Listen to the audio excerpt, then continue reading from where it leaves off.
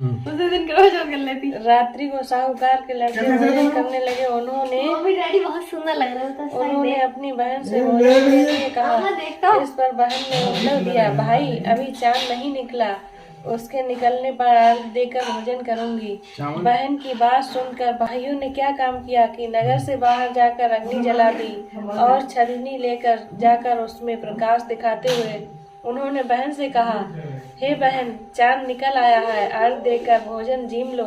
यह सुनकर उसने अपनी भाभीियों से कहा, आओ तुम भी चंद्रमा को अर्घ दे लो। परंतु वे इस कांड को जानती थीं। उन्होंने कहा, भाई जी अभी चांद नहीं निकला, तेरे भाई तेरे से धोखा करते हुए अग्नि छलनी से दिखा रहे हैं। भाभीियों की बात सुनकर भी उसने कुछ ध्यान न दिया। वह भाइयों द्वारा दिखाए प्रकाश को ही अर्घ देकर भोजन कर लिया। इस प्रकार व्रत भंग करने से गणेश जी उस पर अप्रसन्न हो गए। उसके बाद उसका पति सख्त बीमार हो गया और जो कुछ घर में था उसकी बीमारी में लग गया। जब उसे अपने किए हुए दोषों का पता लगा तो उसने पश्चाताप किया। गणेश जी की प्रार्थना करते हुए विधि विधान से चतुर्थी का व्रत करना आरंभ कर दिया और श्रद्धा अनुसार सबका आदर करते हुए सबका आशीर्वाद ग्रहण करने में ही मन लगा दिया। इस प्रकार उसने श्रद्धा भक्ति सहित कर्म को देखकर भगवान गणेश उस पर प्रसन्न हो गए और उसके पति को जीवन दान कर उसे आरोग्य करने के पश्चात धन संपत्ति से युक्त कर दिया। इस प्रकार जो कोई छल कपट को त्याग कर श्रद्धा भक्ति से चतुर्थी का व्रत करेंगे वे सब प्रकार से सुखी होते हुए कलेशों से मुक्त हो जाएंगे। एक अंधी बुढ़िया थी। उसका एक लड़का और लड़के की बहू थी। वो बहुत गरीब था। वह अंधी बुढ़िया नित्य प्रति गणेश जी की पूजा किया करती थी। गणेश जी साक्षात सम्मुख आकर कहते हैं कि बुढ़िया माई तू जो चाहे मांग ले।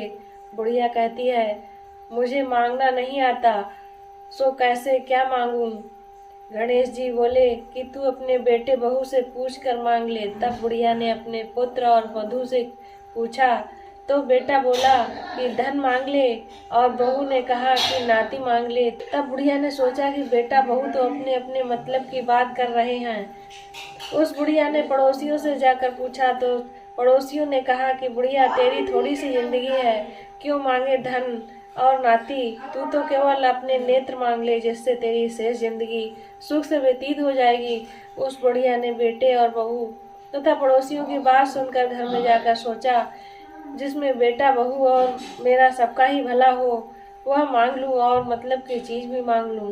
जब दूसरे दिन गणेश जी आए और बोले, बुढ़िया क्या मांगती है, हमारा वचन है तू मांगेगी सो पाएगी। गणेश जी की इस बात सुनकर बुढ़िया बोली, गणेश राज यदि आप मुझ पर प्रसन्न हैं तो मुझे 9 करोड़ की माया, निरोगी काया दें, अमर सुहाग दें, आंखों में प्रकाश दें, नाती पोता दें और मेरे समस्त परिवार को सुख दें और अंत में मोक्ष दें। बुढ़िया की बात सुनकर गणेश जी बोले, माँ तूने तो मुझे ठग लिया, खैर जो कुछ तूने मांग लिया है वह सभी तुझे मिलेगा। यूं कहकर गणेश जी अंतर ध्यान हो गए। हे गणेश जी, जैसे बुढ़िया माँ को मांगे अनुसार आपने सबको दिया है वैसे ही आप सबको देना और हमको भी देने की कृपा करना। गणेश जी की जय। और गणेश जी की आरती पढ़ते हैं।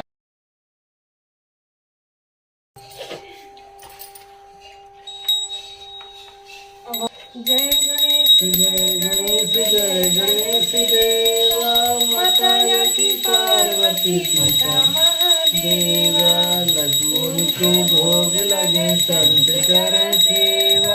जय गणेश जय गणेश जय गणेश देवा, एक वंत दयावंत चार भुजाधारी, माथे सिंदूर मोहर मूसे की सवारी। जय गणेश जय गणेश जय गणेश देवा, माता की पार्वती पिता महादेवा, अंधन को आँख देते, कोढ़न को काया, बांझन को पुत्र देते, निर्धन को माया। जय गणेश जय गणेश जय गणेश देवा, माता की पार्वती फूल चढ़े और चढ़े मेवा, लड्डुओं का भोग लगे संत करें सेवा।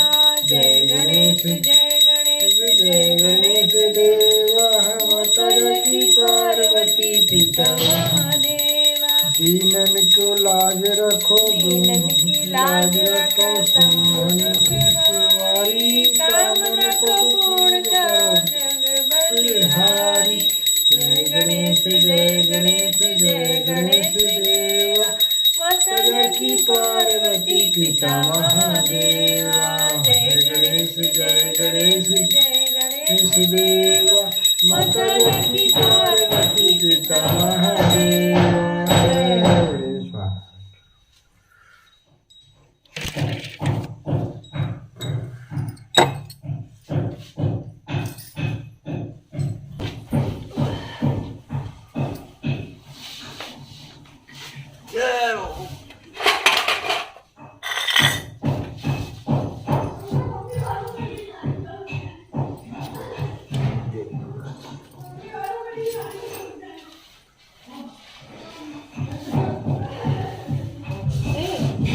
पूजा पाठ हलवाई बना रहे हैं खाना।